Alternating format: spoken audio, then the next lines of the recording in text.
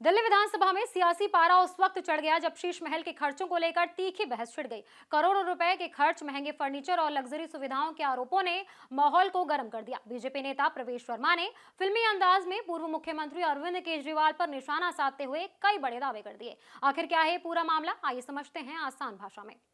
दिल्ली विधानसभा में बुधवार को उस समय जोरदार बहस देखने को मिली जब मुख्यमंत्री आवास के रेनोवेशन यानी शीश महल पर आई सीएजी रिपोर्ट पर चर्चा शुरू हुई। इस दौरान बीजेपी नेता और मंत्री प्रवेश वर्मा ने पूर्व मुख्यमंत्री अरविंद केजरीवाल पर गंभीर आरोप लगाए। प्रवेश वर्मा ने कहा कि जब साल 2020 में दिल्ली की जनता कोरोना महामारी से जूझ रही थी, अस्पतालों में ऑक्सीजन और बेड की कमी थी, उस समय मुख्यमंत्री आवास को शानदार बनाने पर करोड़ों रुपए खर्च किए जा रहे थे। उन्होंने इसे जनता के पैसे की बर्बादी बताया।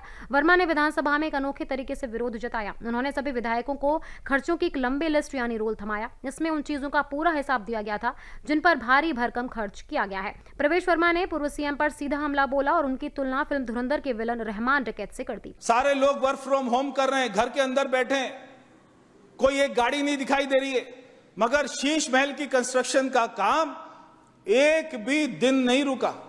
एक भी दिन, 24 घंटा 365 दिन, क्योंकि मोस्ट अर्जेंट केजरीवाल जी का शीश महल बन रहा है, राजा का महल बन रहा है, इसलिए उसको हमें बनाना है। मैं क्या क्या उसमें आइटम लगाई गई,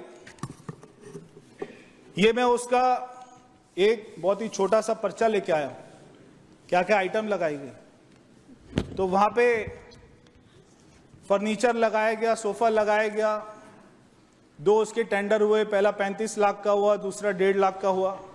प्रवेश वर्मा ने तंज कसते हुए कहा कि घर में रहने वाले लोगों की संख्या कम थी, लेकिन सुविधाएं किसी महल से कम नहीं थी। उन्होंने आरोप लगाया कि ये सब नियमों को नजरअंदाज करके किया गया। उन्होंने ये भी दावा किया कि शीश महल पार्ट 2 का काम भी चल रहा था, जिसमें लगभग 25 करोड़ रुपए खर्च होने थे। इसके लिए पुराने ढांचे तोड़े गए और कई पेड़ों को काटा गया, जो नियमों के खिलाफ है। फिलहाल शीश महल को लेकर आरोप प्रत्यारोप का दौर जारी है। एक तरफ सरकार पर फिजूल खर्ची के आरोप हैं, तो दूसरी तरफ इन दावों की सच्चाई की जांच भी जरूरी है। अब देखना होगा कि इस मुद्दे पर आगे क्या कार्रवाई होती है।